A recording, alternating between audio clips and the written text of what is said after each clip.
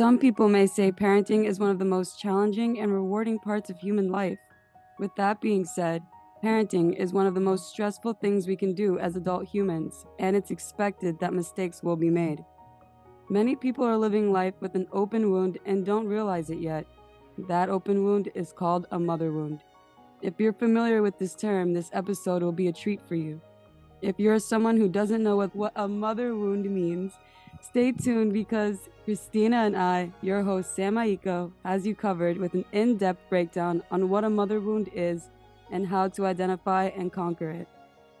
As a life coach, Kristina loves exploring the topic of mother wound healing and how it impacts the sense of self-worth and confidence in women.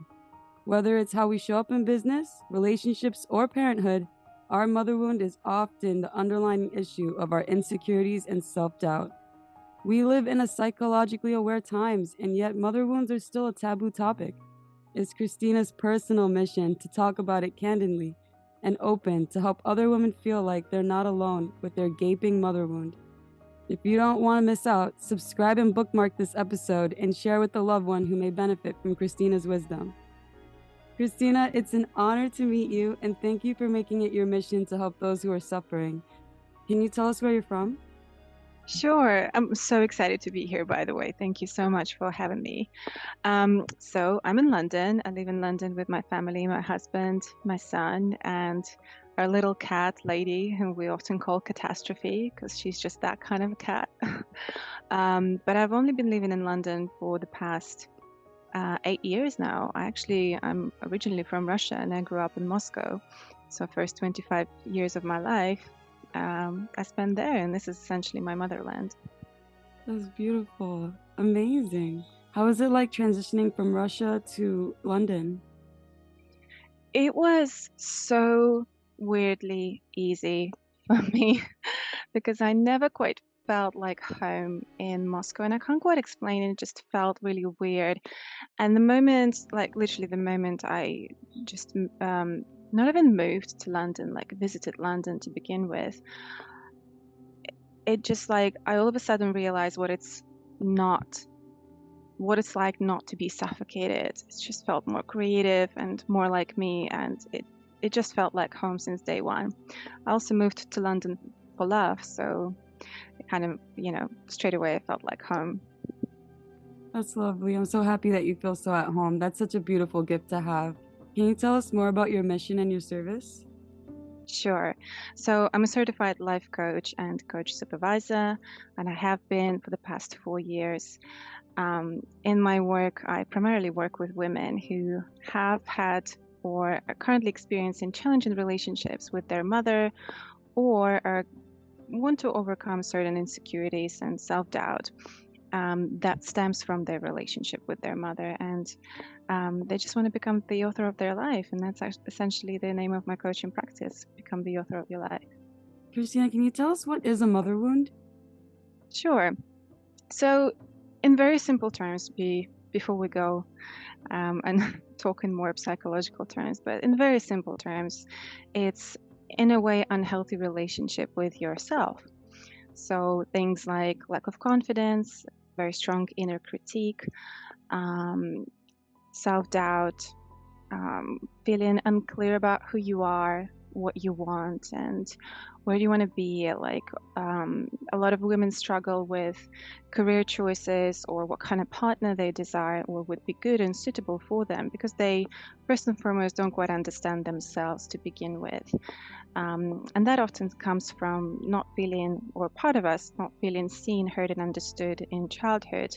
And so once we unpack that and realize where the gap was, we can start feeling it and becoming the woman that we needed as a girl.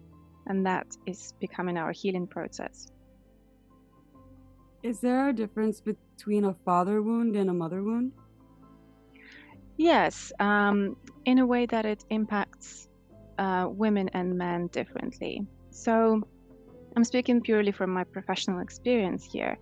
For women, it's important to address mother wound first and foremost, and then address father wound if they in fact have it. So maybe the way it shows up in their life is having difficulty to establish trust and good relationship with their partner. Maybe it's thinking that they need to like have more masculine energy in order to succeed in their careers. Hopefully that makes sense. So like compete with others, like being in the race and play by men's rule. And that's very common because we look at people who succeed, who are the top of the top in terms of career, and we're like, okay, so if I do what he does, I will succeed as well. And that doesn't quite work for women, I'm afraid.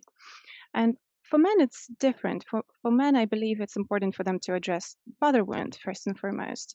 And then, if there is the presence of mother wound, then address that as well. And the reason why I'm saying this is because when we grow up, around the age of between 3 and 5 years old, we kind of realize that we realize our gender. We realize that, oh, I'm a girl, so I'm like mommy.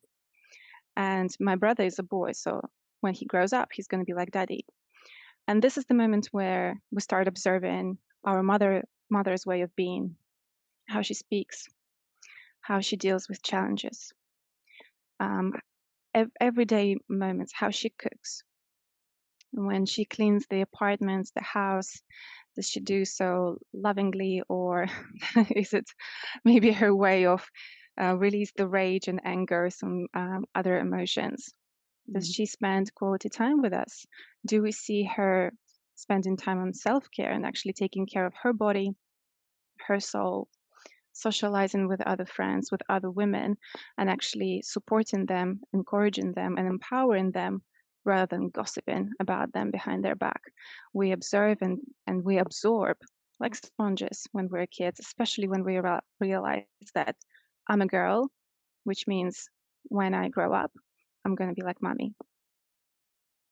That this I'm so interested in this topic because I told you earlier, like I lost my mom in 2020, and I have a Yeah. major mother wound with my birth mom. And when I say birth Mhm. moms, I have a unique case. I was raised by lesbian parents. Yeah. So I have 2 moms, and I completely don't have, like, a father male figure, anyone to identify with. And so I identify with the inner critic, and I've witnessed my mom have to, like, have that concept of working in a man's world. And at her Mhm. time of work, she was a correction officer, worked in law enforcement. It was very male dominated and competitive for her. And so when you were describing these things, I was curious about her mother wound, father wound, because she had a mom and dad. And I wonder Mhm. how that influenced her choices in career and how she behaved. And I love this because this topic brings consideration on so many levels. It's so much easier not to be upset and take these things personally and forgive our parents when we see that they're really just like us, but 50 years, 50 generations, like a few generations before us. So it's like when we could not be so critical and read the facts, it's easier to process. And I think that's where a lot of the healing comes from with your work. I love that you're saying that. Well, first of all, I love how open and transparent you are about your own unique case. As you said, having 2 moms. I'm so sorry to hear that you lost your birth mom a couple of years ago. Um, you're absolutely right about like one thing. I think you hit the head on what's the word? Nail on the head. There we go. Thank you so much for saving me from the embarrassing blah, blah, blah. But you just described essentially the essential element of every healing journey, and that's actually kind of taking your parent off the pedestal and viewing their history as another fellow human being. Because very often we continue viewing our parents from the child's position. And what does it look like? It means that I have certain expectations of you. You owe me this, you owe me that. Because when we are in a child's position, we can't take care of ourselves. My 4-year-old can't take care of himself. Like I have to be there to remind him, go brush your teeth, make sure you do this, make sure you shower your body and keep it nice and clean. Because he won't be able to do that for himself. He's still learning how to take care of himself. Whereas, and so there is a lot of sometimes the energy of I have expectations of you, and some expectations were not met. and some of my needs were not met because a part of me didn't feel safe, seen, or understood. You didn't pay attention to my drawings, although that was my talent, and I wish I was able to develop it or something like this. That's just an example. But when we all of a sudden kind of shift our perspective and we're like, hang on a second, how about I look at my parents' story from essentially day one and I imagine them as a 6-year-old girl, what her what her parents were like. What did she learn about what it's like to love and be loved and feel seen and heard and understood? What was she told? And when we do that, and that's actually, there is a number of special techniques that can be done in the healing capacity, in the coaching capacity. That one of them is storytelling, another one is visualize, and another one is kind of like putting you into meditative state to kind of like really visualize it and feel like you're there. And all of a sudden you realize towards the end that your parents or your mother specifically gave you the best she could. And yes, the best she could perhaps was not quite enough for what you wanted, but she did her best. And that should be enough for you. The rest is your lesson, your soul evolution, your challenge to embrace in order to mature in this world. I love that you're saying this. I love what you said too, and it warms my heart. And this is what we need to hear because I can see from what I'm learning now, we tend to mimic our models. And Mhm. if we felt these expectations from our mothers and parents, I could totally see us reenacting these expectations with our relationships with our partners. Mhm. Because personally, when I was saying that, I was thinking like, wow, maybe I show these behaviors like what expectations my mother has in my relationships. Like I catch myself saying, well, maybe why wouldn't he do it like this? Like Mm. my version of it. And I catch myself before I, you know, act up and realize there's a whole nother person who doesn't know my Mhm. history as well as I do, at least viscerally. Um, Yeah. and same with him, like he has a different upbringing. How can I expect these things? So I love Mm. that this is breaking it down and making it Yeah. digestible. You know what this reminds me of real quick, is there is it's an old kind of saying that we tend to marry our fathers, but the reality is our first relationships or our first serious relationship is usually us dating our mother with the unconscious desire to resolve the issues that we had experienced with our mothers. So it's like, and when you tell that to women, oftentimes they realize, oh my God, yes, like they often say, I had such a great relationship with my dad. I have no idea how I ended up in what I am right now. And then, well, great, but have you ever addressed the underlying issue? For women specifically, it is mother wounds because, yes, we think we tend to marry our fathers, but actually, we need to resolve the challenges with our mothers first. Otherwise, we'll take them to the next relationship unconsciously.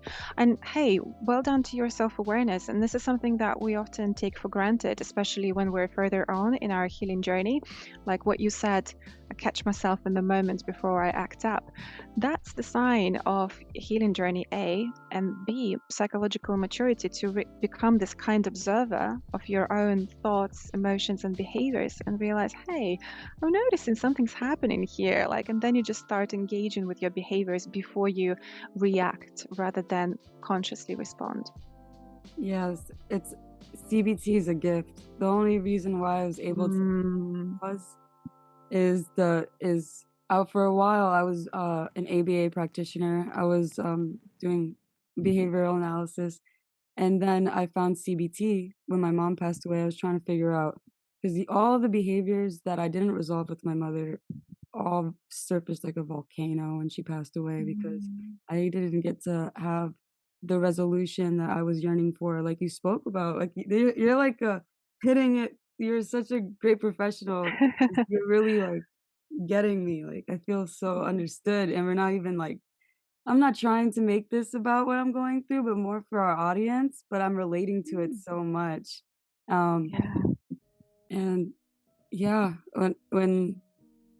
so the cognitive behavioral, like understanding like how our thoughts inspire our behaviors and how our behaviors may trigger some thoughts. And it's all interconnected, and you all of a sudden you realize, oh, there are so many elements I can engage with and wrestle with and play with and actually communicate and let go of the idea of control, but befriend them so that you stop fighting the unnecessary war. And that's the inner conflict, the fighting against yourself and your nature and your essence and perhaps your reactions that you learned by observing others. Those were written for you, but you do have the power to alter them, completely rewrite, and just be aware of them and not use if you don't want to. I love this, and I can see how this could feed faith and hope, and in a self way. Like a lot of times, and I love religion. I'm a spiritual person, but I realized during a lot of these very hard times in my life, it wasn't. I could never pray away my feelings or pray away my troubles, but I can have faith in how I can handle it and how I can cope, and faith in my ability to be there as a support for myself, not to crumble away. And I think like what you're speaking into is essential for beginning a self-care practice, because I know like in pop culture right now, they make it sound like it's such common sense what self-care looks like, but it's truly unique to the individual and what our body needs and what we've been through, and healing relived trauma. And I love what you do, because our audience can hear the first thing we should look at is our mother wounds, and it affects our attitude, and our attitude is how we look at life, right? Yeah, absolutely. It's like finally when you address your mother wound, if that's in fact speaks to you, it's not like everybody should do it.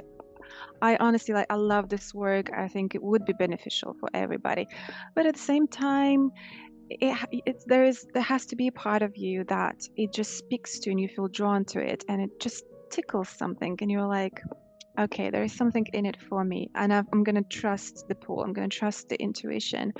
And because this work, it's like finally receiving that manual that you never had, but what was written for me. Because if we look at works of Eric Berne, the father of transactional analysis, like everything we hear like during the first 7 years of our lives becomes our inner voice, or at the very least heavily impacts and influences it.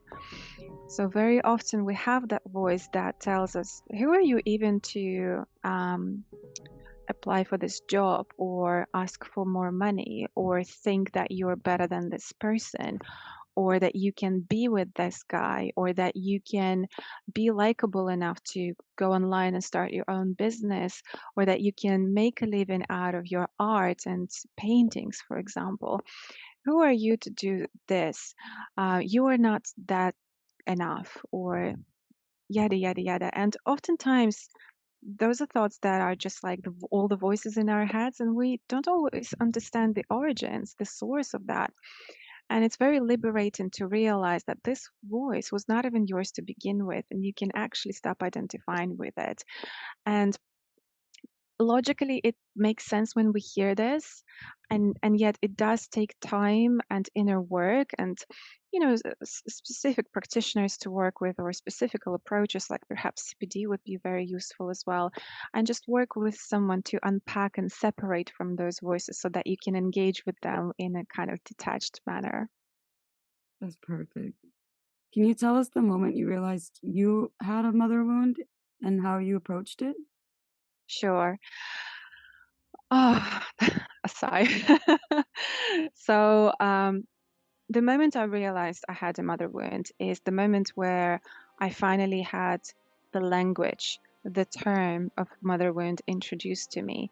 Before that, I had spent years, lots of time, lots of money, lots of efforts on things like confidence coaching, working on my self-esteem, public speaking. I was really struggling with unlocking my voice.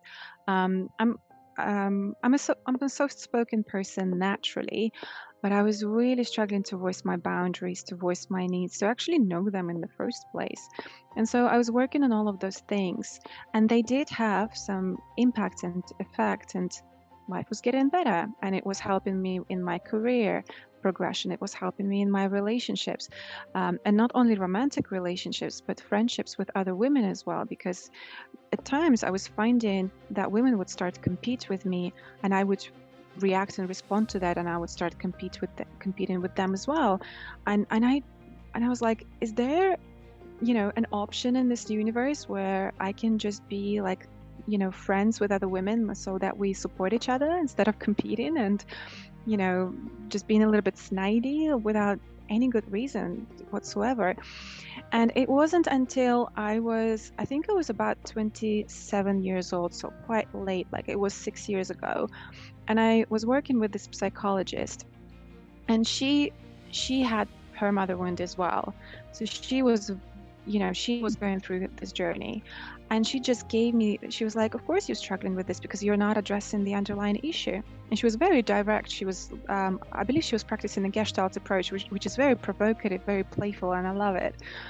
And for me, that was the aha moment, because I finally had the language around it, the understanding that this is something that is a very, very real issue. For some reason, not that mainstream. And so once I got the language around it, I just knew a very specific kind of support that I needed, specific books, practitioners. And this is why my number one recommendation always, if you decide to go on a healing journey with someone, always pick a practitioner who experienced that themselves and done their healing. And you can, like right now you were saying, like, I feel like you get me.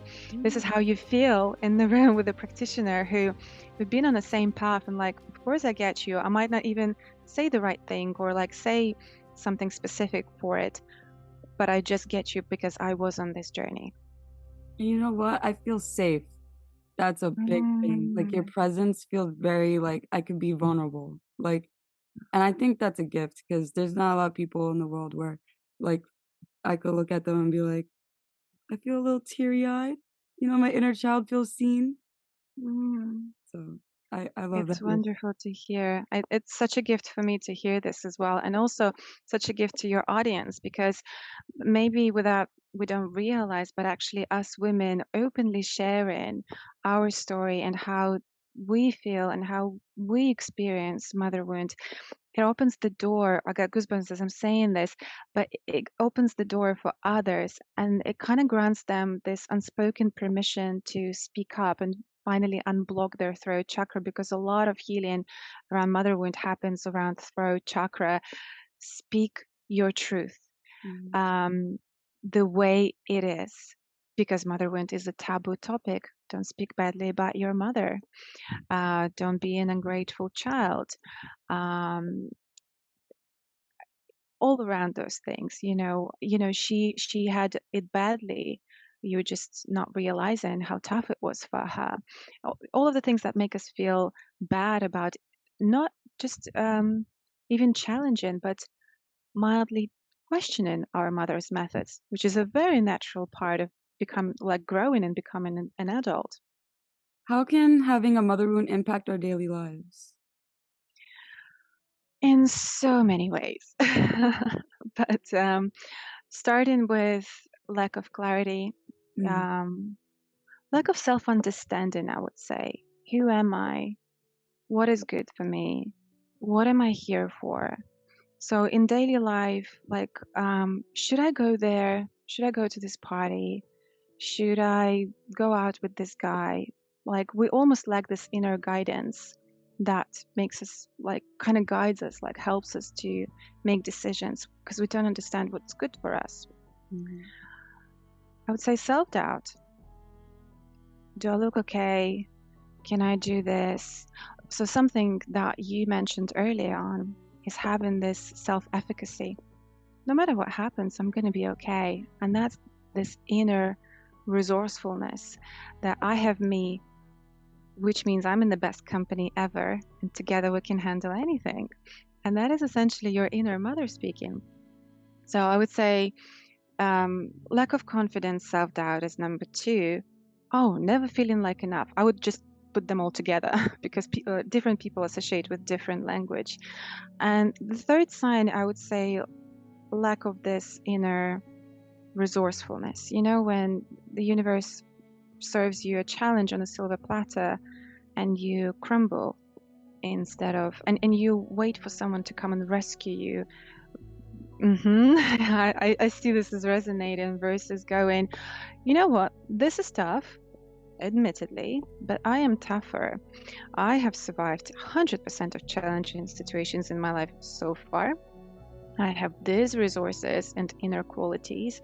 And it's like, it's our inner mother saying, you're going to be fine. You know, you've been there before. You keep falling when you were learning to walk, and that's okay. And the first attempts, you learning how to feed yourself, your food was all over the place, but you have learned. So you have the capacity to learn and get better and overcome anything that's coming your way. When we don't have that strong inner mother's voice inside ourselves, which can be cultivated through inner mother wound healing work, we then remain within our inner child's voice, which is helpless, can't take responsibility because that's not the child's. Responsibility doesn't live in the realm of inner child, and we just feel helpless. So I saw a little that you were into human design, and I love it. And Yay. so I'm a Pisces and a generator. So with those, Wow. with those, like, being assertive and structured is the opposite of my nature. But I definitely function more like a Virgo. But nowadays, so that helplessness was very innate for me. It was a behavior that I had majority of my life that I'm still working on.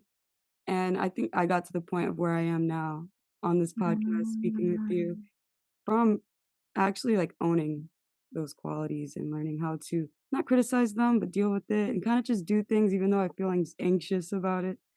And I learned that I had to, like, because my mother wound affected me, and I didn't even have the vocabulary when I was healing it.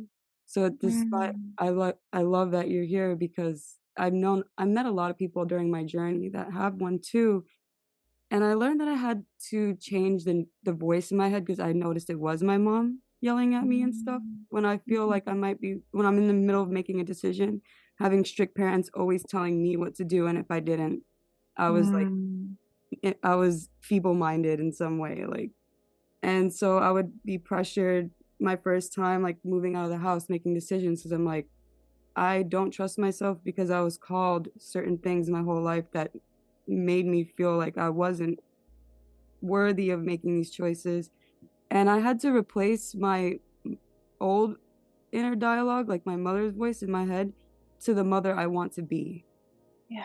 Yeah, and, like, took everything that I wish I had and be like, "Look, I don't wanna mimic my mom." I did see myself even though I didn't like these qualities, I saw them within myself without me noticing it. Why do you think a lot of times we're blindsided to us behaving in ways that we wouldn't wanna receive? Yeah, it's because our mothers are our first teachers, and we see the world through our mother's eyes.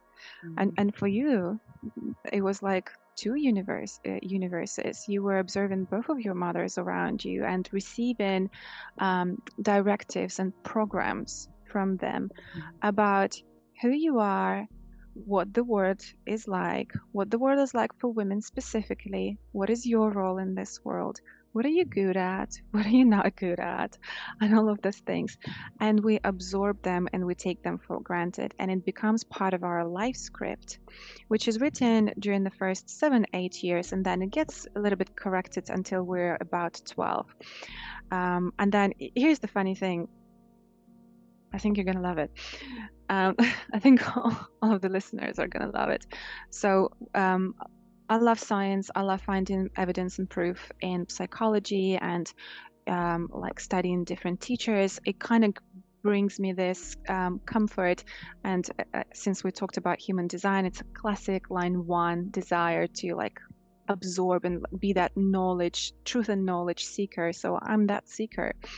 And Eric Byrne said that once this script is written, so these are the rules that were written for you, who you are in this world and how you're going to live your life, then between about 12 years old and until about 30, we don't follow that script. We kind of develop and mature in our own way, but then something clicks and happens around the 30-year-old mark, give or take couple 2-3 years. Now if we look at in astrology that's called Saturn return, which starts when we are like 28, 29 years old and then finalizes about like 30, 31. And this is where massive identity shifts are happening. And we are presented with that inner conflict, inner choice. Who are you going to be in this world? Are you going to be sleepwalking and repeating the pattern? Or are you going to be breaking the cycle? And this is the challenge for our soul to mature and become our own unique person. And I love finding those coincidences and similarities in completely different um, fields of work, whether it's psychology, which is very, very like science based and evidence based, and astrology, which is very spiritual. And as Pisces, I believe you would definitely resonate with spiritual methodologies as well. And in Zodiac, you are the one who is closest to the mysterious, invisible forces in our lives as Pisces. I'm an Aquarius, by the way, so I'm not that far from you. Yeah, and my North Node is in Pisces, so I'm here to actually, in this lifetime, I'm here to embrace the Pisces way of being. So it's good to be in your company. Likewise, my it's one of the houses that say like your like soul connections. Mine lands in Aquarius. I always Ah, find that I love like I always feel at home with Aquarius. There's some that's so amazing to hear. Yay. Thank you. One of these days we should I would love to do an episode with you about human design because it's not something a lot of Mm. people know about. Let's do it. I'm a projector because I'm here to usher in a new paradigm and I'm here to specifically serve generators and gens as well. So maybe this is why we vibe. This is a complete honor. I would love to work with you in your mission. I would love to be one of your generators because it's my nature. A lot of my friends would see like my supportive nature and be like, "Why don't you do something yourself?" And I'm like, I don't know. I just feel like I want to be a soldier. I don't want to be the Mm. commander. But I love this podcast. I get to help share your message, and I'm so excited for that. Yeah, beautiful journey and a mission for you. So I know we spoke about this generally with our other questions, but for the audience to really hone in and objectify this, how are mother wounds created? Mm. Well, essentially in our childhood, through our early childhood interactions with our mothers. And hey, sometimes, mm, like the classic example to think of is mother was emotionally absent. She perhaps didn't have resources, time to attend or desire to attend to her own healing to break the cycle. This is why she kind of repeated the cycle. She just gave and she treated her child the way that in the only way that she knew, and that kind of passed down from her mother. So this is one of the classic examples what we see in movies and stories that people share.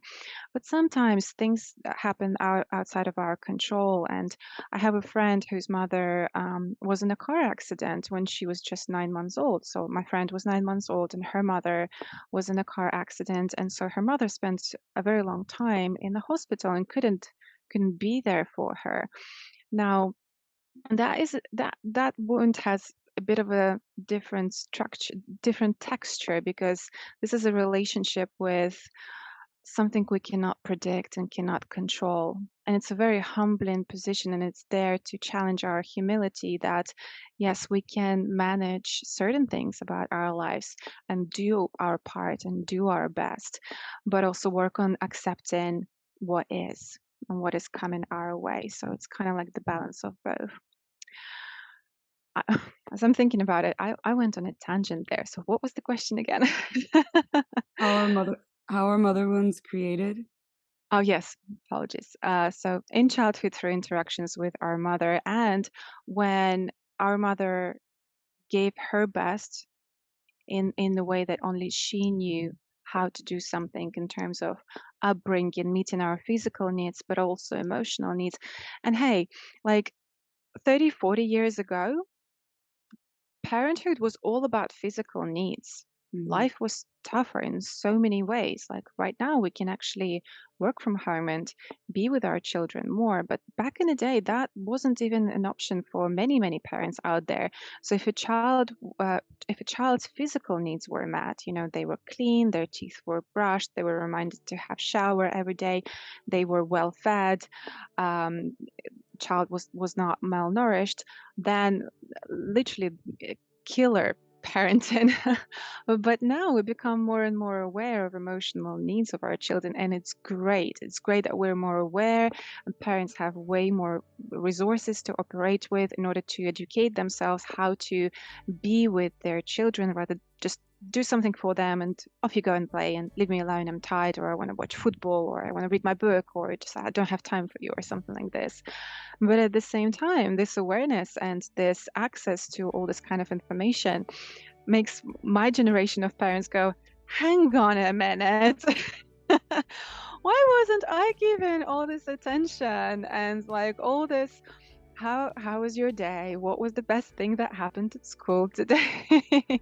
And all of these wonderful things. Like I'm cooking with my son. He just showed clear interest in cooking when he was 2 years old, and I was like, oh my God, I have a choice right now. I have a choice, and I can tell him this is too dangerous for you to be near the cooker, and go and play with your trains. This is mommy's going to do the cooking. I don't want you to be here because this is dangerous. Or I could say, okay, so I'm just going to let you know that this is fire. It's really hot. It can burn your skin. So if you want to be here, like, let's create some distance. You can stand on a chair here and just talk to him through what I'm doing. I'm frying meatballs, I'm boiling spaghetti, I'm adding a bit of salt. It's yummy, yummy. Don't touch this. This is a knife. It's very sharp. And so this is what I did. And now he's like really into cooking. It's been 2 years now. He's genuinely interested. I don't know whether he's just going to be really good husband material in a Oh, few years, or maybe become a chef. I have no idea. But that was like a challenge for me at the time. Am I going to repeat the cycle like my mother just sent him away? Or say even worse, like I know I wouldn't, but it was still an option to say like, oh, don't you worry about it, just find yourself a partner, she will do all the cooking for you. And I ain't raising a man like this. So yes, that was a bit of an example and a bit of a tangent, but essentially yes, early childhood interactions, what we learn about ourselves and the world around us, and sometimes, very often, to be honest, our needs being unmet, whether they're physical or emotional, and also not feeling seen in your very early authentic interests and desires. Things like drawing, cooking, dressing yourself. Some children, they show very, very early what they're into, and sometimes mothers are tired, exhausted, or unattentive to notice and mirror that back to them and reflect, oh, I see you're really interested in this. How about I try and support it as much as I can? yes. It's a new age. It's the age of Aquarius, and you're totally right. Yay. Because back when I was being raised by my parents, it's it was incredibly stressful, and it wasn't a time of age where right now I'm, like, helping my sister with her baby and Mm. my niece, I love her so much, and Oh. the great thing is about technology today is that when we have to get work done or if we need a nap or a minute, we can use technology to entertain our youth. I don't I Of course, there's stigmas to it, there's cons and pros, and, it shouldn't be like the kids being raised by the television, but it does allow us a moment to get that pause. I know when my parents were raising me, it was mayhem stress because they were both working, and then you have school, and then I had learning disabilities, and I needed extra tutoring, and we all 3 girls all needed attention. Then we all hit Mm. puberty around the same time, and my Oh my other God. parent my other parent was out at work almost every day, we never saw her, like, she would be gone for days, and so, like, Mm. I it granted, we have our mother wounds, but for the audience here, like, we can't be too hard on our parents, like, times are different now, things were so hard back then that Mm. if you had a minute to spend time with your kids, you're probably really stressed and you're not your best self, and that's where it goes into what you were saying, that parents need to make time to work on themselves too, and Yes. so that we could be the best for the children to come because they are stressful. They're meant to be. They're new to the world, and it's our job to be able to regulate that stress. Absolutely. I love that you're auntie, by the way. I can totally see you being this really cool auntie. Thank you. Um, and yes, you're absolutely right. And having this realization that actually our parents had it quite hard, and so many things were not available at the time. Like even when I think back to my grandmother, she didn't have a washing machine. I can't imagine not having a washing machine. I have a washing machine, a dishwasher, I have a microwave. I have a slow cooker. So many things just to help me with like day-to-day activities. But even just 3 generations back, that was not possible. That was not available. And the tricky thing about these realizations, and what I noticed in my practice, and actually in my personal story as well, is that this realization, although like intellectually we understand it, but during, especially in the very like in I would say in the first part of the healing journey, this realization doesn't always penetrate our being.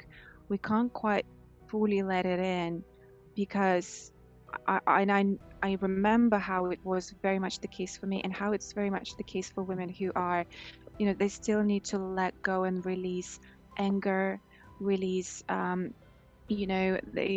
those hidden maybe even expectations.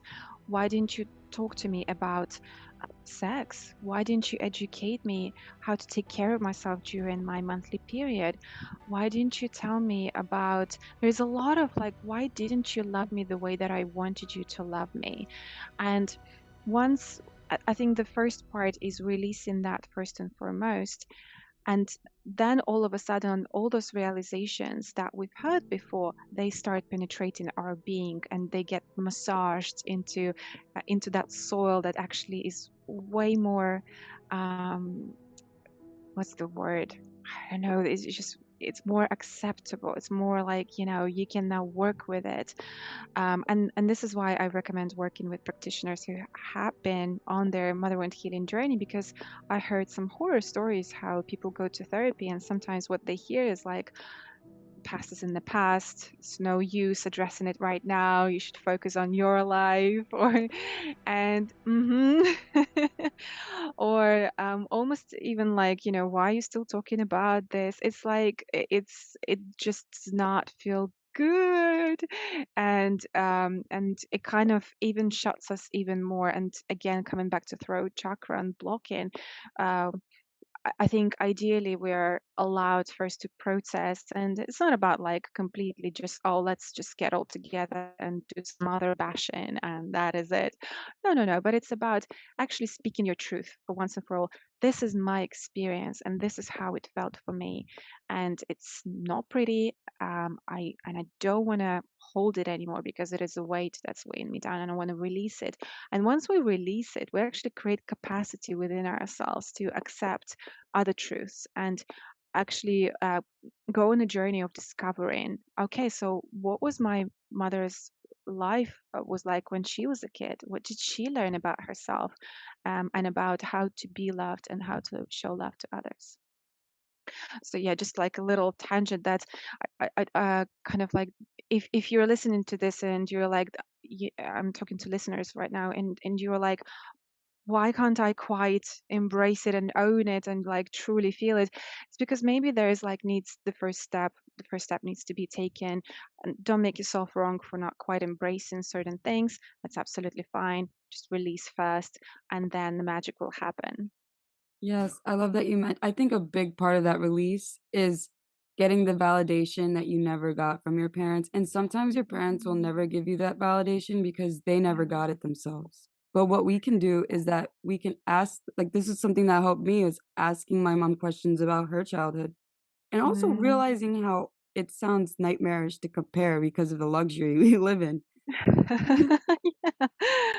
And that makes me really humble down and just realize that whatever I notice is meant for me to use as a tool. It's not meant for me to crucify anybody else because even when I have my own kids, I'll have my own problems too.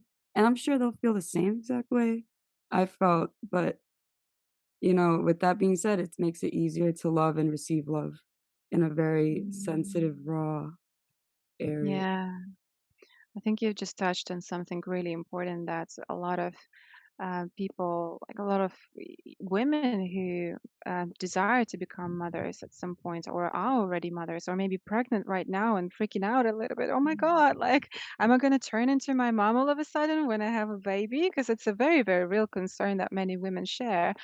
Um, and yeah, the transition from maiden to mother, so to speak, can serve as a trigger for mother wound. It can activate certain programs within ourselves. With we might start think that this is how I should behave now, or dress, or these are not my duties around the house. Without even, it's almost like unspoken. They just like kind of something gets clicked in their program and they start doing certain things which probably come from what they observed from their mothers. And here's the thing, yeah, I think the the the purpose of our healing journey is not to be perfect parents. Well, there's no such thing, and it's actually it can be very harmful for a child to grow up with perfectly perfect parents, because it doesn't create room and acceptability around, making mistakes, failing, and whatever that might mean in that specific environment and family. But it's about having that maturity to say, hey baby, I just all of a sudden got so angry and frustrated with that mess. I'm sorry for raising a voice at you. Let me just take a moment to like sit down and breathe and take a moment to myself, and like owning up to our imperfections and mistakes rather than try and avoid them. And um, of course, like, there are going to be things that we would like to avoid. But when it comes to suddenly just showing our humanity, the best thing we can do for our children is to model how we can own up to it, communicate it, and then show, actually, here's what I'm going to do right now. I'm going to make myself a nice cup of tea and I'm going to give you a nice little cuddle, and I'm going to breathe, take a few deep breaths, and we're going to feel much calmer. We're just going to have a conversation around it. And actually, this is so much better for children.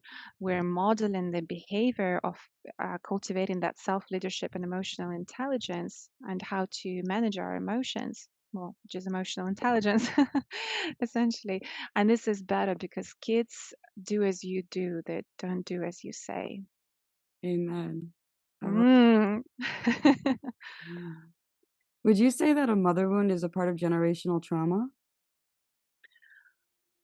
I would, yes. So I'm a little bit cautious when it comes to the word trauma because it's a mental health word. So I'm a coach and I'm a trauma informed coach. So I've done extensive multiple trainings to make sure that I'm trauma sensitive and I know when it's time to refer, when it's time to maybe make sure there is additional support. Um, but if we consider mother wound as, my mother was parented in such a way, and this is all she knows, and this is why she parented me in such a way, yeah, absolutely.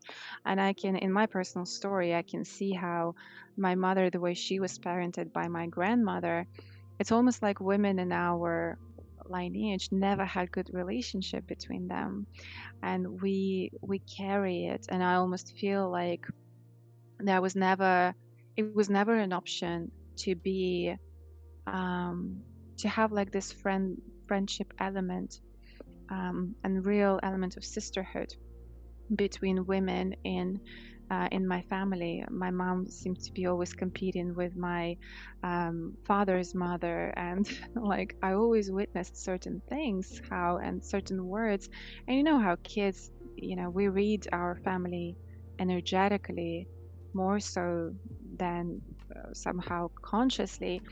And so I was always feeling that tension between women in my, um, you know, greater family, like not just like mom, dad, and grandmothers, but also aunties. And it's like, this is so weird. It's like it was never done, to be in a good relationship with other women in the family. So, yeah, I'm definitely making sure that, I'm breaking that cycle, and I don't like the word nice, but I'm kind and encouraging and loving towards women in my, extended family now that I have joined by marrying my husband. Oh, that's lovely. I'm so happy for you that you were able to, break free and start new because I can only imagine how stressful that is. I don't have like a similar situation in my family, but my family, we went through a lot. They're pretty aggressive and Mm, baseline. So I get like overwhelmed sometimes because I don't know how to handle it. Sometimes, like mm, I get, I get like I don't panic, like, but my brain starts shutting off. Like I could feel it shutting off, and I'm like getting to a point of reacting. Like I don't know how to react. This is mm. a is this a fight? Is this affection? Like so. Yeah. In that sense, I could relate, and I wasn't able to embrace women because I was, Mm. like, intimidated. I'm like, "Well, what if I get criticized? I don't wanna." Yeah, it's almost like don't show up. Otherwise, you give them the opportunity to see you and then comment on certain things. And this is so common, and this is where it starts. And later in life, when we want to do something like you right now, you're very visible online. You let yourself to be heard, you let yourself to be seen, and that can feel like a vulnerable experience because you open up yourself to the opportunity to other people to essentially judge you and criticize you. And it's very courageous what you're doing right now, this line of work. Thank you so much, that means a lot to me. That encourages me a lot. Mm. How okay, so this might be I really want this for to be a gift for the mothers, the Mm. ones that are pregnant, the ones that or even wanna change their parenting style, maybe they're not getting the results that they want. How Mm. how can we notice in our children that we may be causing a mother wound, and how can we catch ourselves or intervene with the habit that we have that might be causing harm to our children? Mm. I think the good way of thinking about it is going back to basic needs, and that's for our children to feel safe. And depending on the age, but typically kids start gaining some understanding and language around their feelings around like 4 or 5 years old. They typically learn it at school or nursery, depending on the country where they go to. And if if a child is able to voice, "I'm so happy right now," or "I feel angry," or like in their own kiddie way, if they're able to voice, that is a very positive thing. And as a parent, it's a very good idea to say, "I'm so happy to hear that you can say this to me." It means that you have done something right. There is safety. Now, if a child shuts down and again, like the throat chakra is blocked. Now, it might be that maybe they haven't had any education or nobody raised their awareness around how to vocalize or how even label their feelings. Then it would be a good moment for us as parents to realize that, okay, so maybe we can do something around that, help them voice that so that they understand what anger and frustration means, what happiness means. And can they describe maybe food that they are eating now? Like, my son recently said, "This is delicious." And I was like, this is such a sophisticated word. Well done. Not just like tasty or, this is yummy. I was like, oh, this is delicious. I was like, this is amazing. So I suppose just it's like the lack of something would be a good marker, indicator that maybe there is something that we can do about it. So I would say like naming, like feeling safe first and foremost. And the way it can be um, witnessed is if they can name their emotions or like they kind of like you spot them occasionally to name they name their emotions. If they're telling the truth as well. So I mean, all kids, there's this thing that all kids, oh, they start lying during a certain age. It's actually not lies. They're actually creating something like alternative realities. And a very simple way of checking it is like, I always ask my son, like, did you wash your hands? And he was like, mm-hmm. And I see that cheeky smile on his face. I know that he did. I was like, are you telling the truth? And then he says, no. Yeah. I'm like, I will always encourage you. Like, I will never tell you off for, um, you know, like, if you tell me the truth, I will always appreciate it and I will always praise it. So, again, and that comes to safety and trust. So, the child can say and communicate what's coming up for them and, and kind of like say, yeah, I didn't do that. And then it's about your reaction as a parent. Okay, so come on, let's do it. I know it's tough, it's boring. You want to go back to your tablet or your train track or something, but it's got to be done. It's the voice of discipline, the inner mother that has to be um, part of their psyche going forward.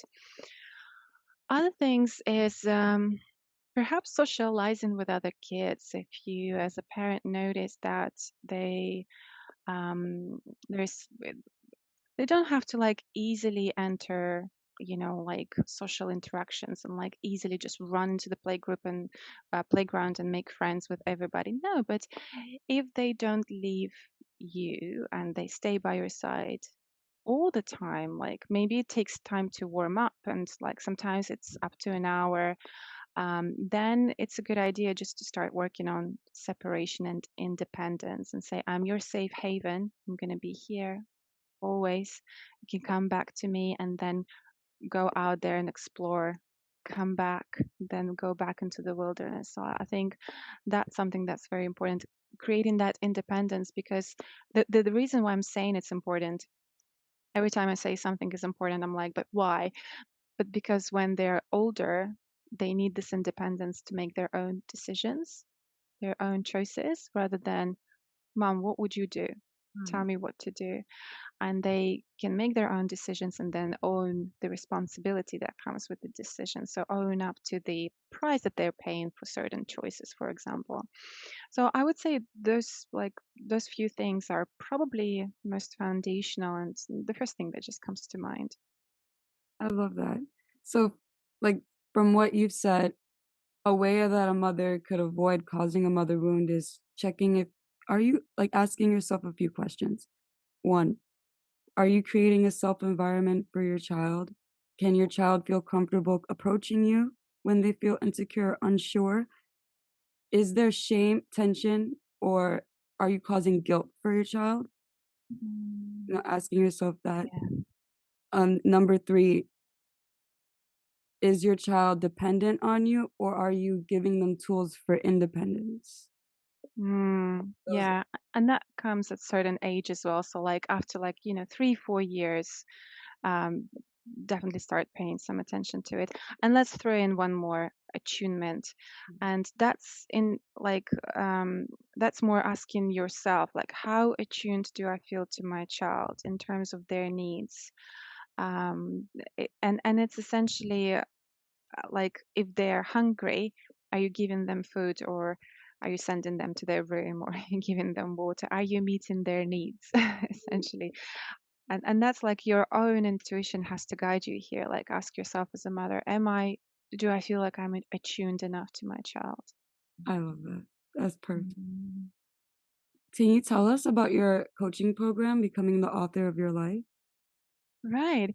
So, Become the Author of My Life, Your Life is the name of my coaching practice per se. Like, it's just the name that I really resonated with. In terms of motherhood healing, I have a couple of ways to support and serve other women. And the first one is very simple, it's one on one capacity. And the way I approach this, usually, I have a conversation with a person who's interested in this work, and we co-create the package that would suit them and the way of working together.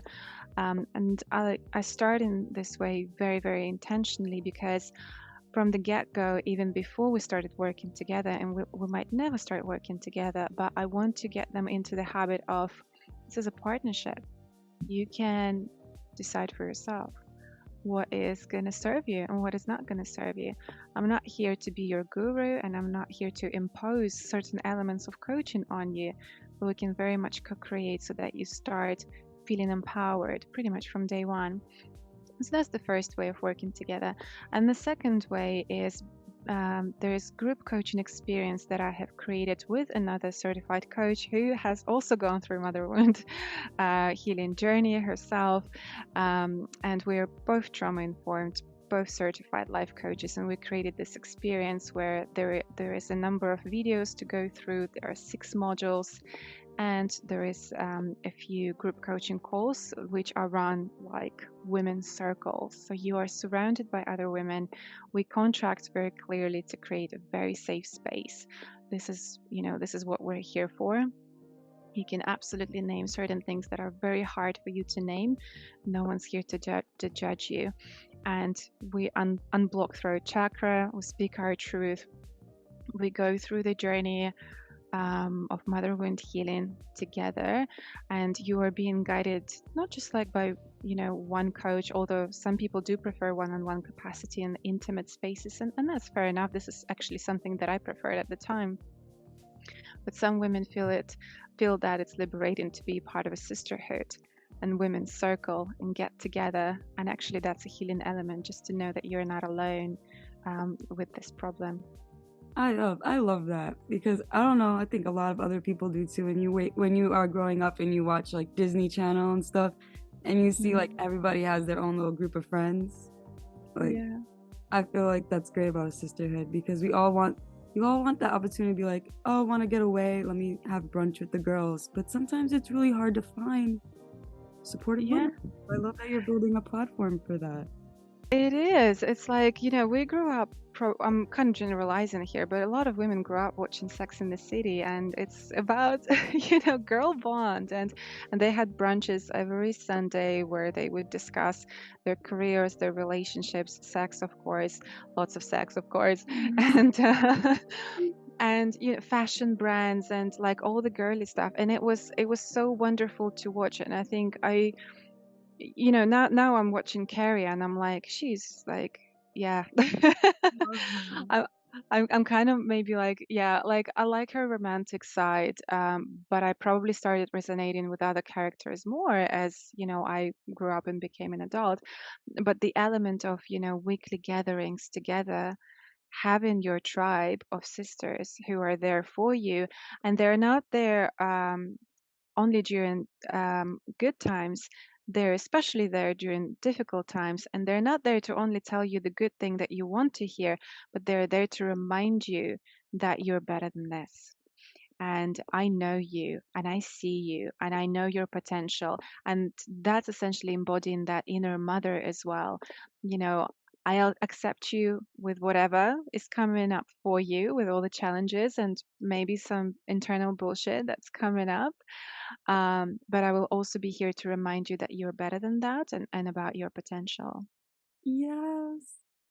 Yes, I love Sex and the City, and I love what you got Mm. out of it, and that's what I'm hearing about the motherhood and the sisterhood group, like, such a Mm. big deal. And but It's also, such like, a magical vibe.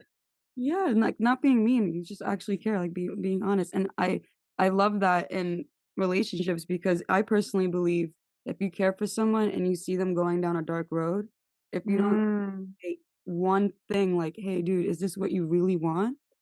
You're not, Mhm. like, you don't really, you're not showing that you care. Like, there's a stigma that people are like, "Oh, don't tell me what to do." It's like, I was I just want you to be aware that you're gonna go through some consequences. Like when the Sex and the City crew saw Miranda cheating on her husband. They didn't support her with Mm. that. Like, some people have to understand, like, your real friends are not gonna tell you to rob the bank, even if you need it. Mhm.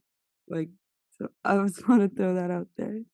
Absolutely. Yeah, because this is the quality of a fantastic friend who says, you're better than this. I'm here to remind you about it. And as sometimes friendships break up if someone decides to um, go down the dark path and stay there, and this is their choice. Not to say that they're going to remain there, they might come back, but they also it takes a lot of courage to tell your friends that, look, because you can't be people pleaser and have that courage to say, I think you're doing the wrong thing, Mhm. here's why.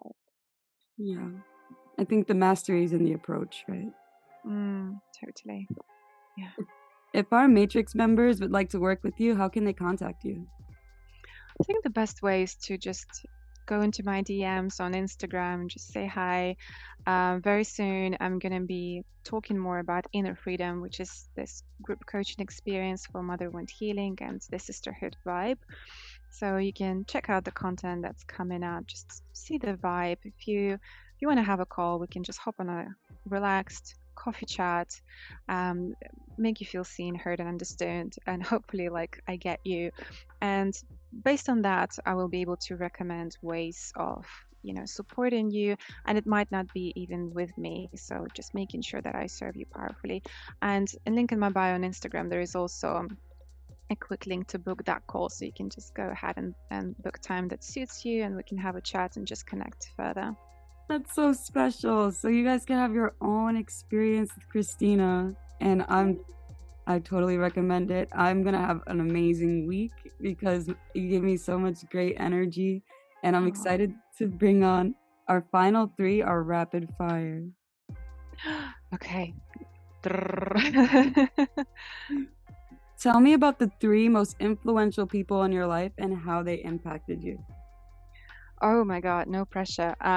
Okay, so that would be my father. Actually, my father, my best friend, and he was like both my mom and my dad to me, like two in one. He was great, and he taught me a lot. Um, I'm looking at my books right now because I'm that person. Like, what am I reading right now that's really impacting me? I would say the second person is, I know it might sound a little bit controversial, but I would say Jordan Peterson because I'm reading his book at the moment. And that's just very present for me right now because I'm working with this question of inner strength and responsibility. And I feel like I'm ready for the next level of owning that energy within myself. So I'm working on that. And I would say number three.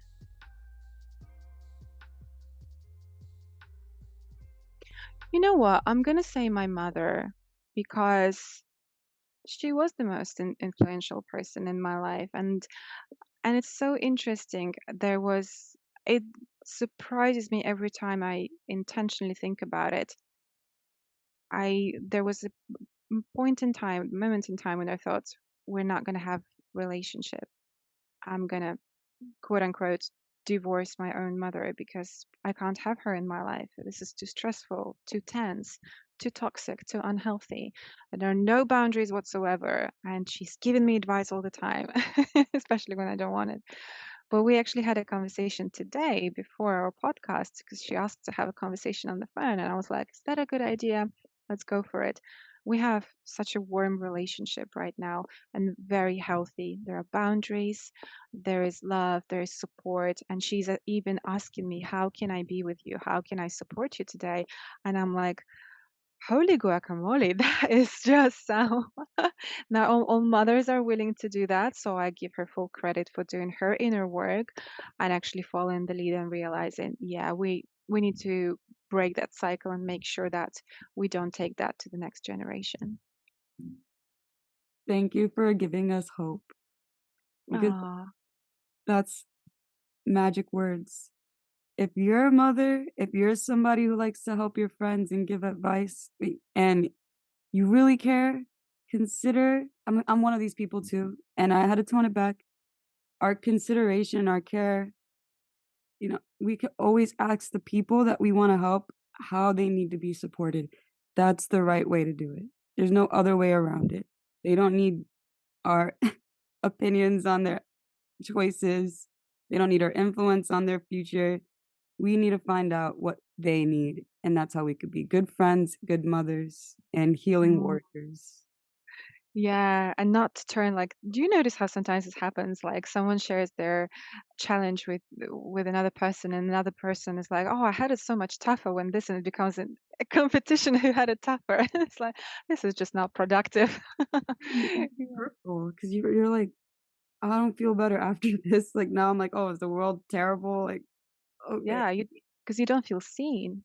It's like, Mhm. oh, you don't care about what I'm saying right now. You only care about your own experience that you are now putting on the table, and it can feel hurtful. Yeah. What's your favorite color, and what do you think that says about you? Ooh, that keeps changing over the years. I would say my favorite color at the moment is rose gold. Mm, And like my jewelry, like the past 12 months or so, it's all rose gold. My notebooks and my pens is getting a little bit ridiculous, but rose gold. And I think it's this very feminine energy, which is soft and yet strong at the same time. I love it. What's one question you wished I asked you, and how would you have answered it? Oh, it just felt like such an organic conversation that unfolded very naturally.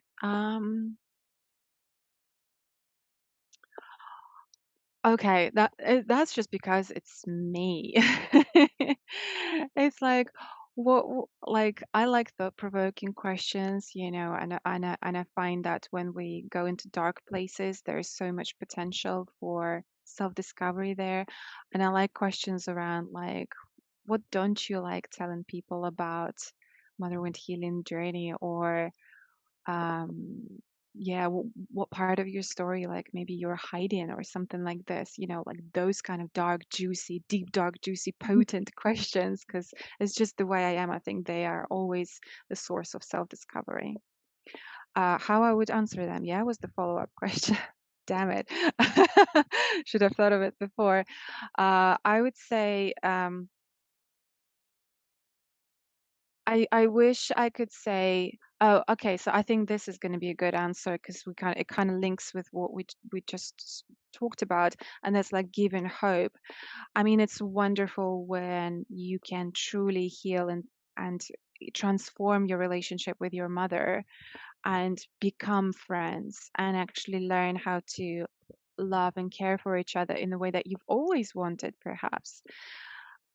But this is not something that always happens. And I think it's just as liberating to have the polar opposite, which is actually kind of breaking up with your mother, divorcing her, and giving yourself that permission to say, you know what, I've tried and I'm going to let you go. And I wish you all the best. But I have this freedom to say, I can't have you in my life because it's just not good for my mental health. If something is not good for your mental health, for your inner happiness and ease, it's imperative that you choose yourself over your mother. And that's a very tough thing to say, but it's equally liberating for some women out there who realize I'm doing something wrong. I can't patch up my relationship with my mother. It's not a requirement sometimes, and those cases they still happen. I worked with those cases many, many times where mothers choose not to do their inner work. They choose to numb their feelings and their whatever was coming up for them in alcohol, in drugs, and we cannot be our mother's therapist our entire life. It's not our job. We actually have to have this courage to live our own life and say, as much as it pains me and hurts me, this is your life. I need to attend my life and address it, because who is mothering my children, or being a good partner to my other half whilst I'm mothering you? I'm very glad I asked that question. I think Mm, a lot of people need to hear that 'cause we get this, it's probably a term for it, but I was watching Dr. Phil and I learned a new term, and it's like survivor's guilt. right. Yeah, yeah, yeah, yeah. because everyone had it so much tougher, and I turned out to be the lucky one, and that's a huge responsibility. That okay, now what am I gonna do with this life? Yeah. Oh, I love what you're choosing to do with it, Kristina, and I'm so happy to meet you. Me too. It's been such a wonderful conversation and like such a juicy, potent dialogue. I can't wait for our Matrix members to hear this. Oh, brilliant. To support Kristina in her mission to provide actionable steps on healing one's mother wound, follow her on social media and check out her life coaching program. Kristina's social media links will be in the description below. I encourage you to work with Kristina. Tag her on social media if you have any thoughts or questions. If you found value in our content, please tag us on social media on your insights. All feedback is welcome and helps us serve our fellow Matrix members. To stay up to date with our Matrix mentors and what we have in store for you, bookmark our website and subscribe to our podcast and YouTube channel. It was great to have you with us on the Organic Matrix Show, and we'll see you on the next download. Join me and our Matrix mentors on Podmatch. Be a guest and meet many like-minded, inspiring individuals.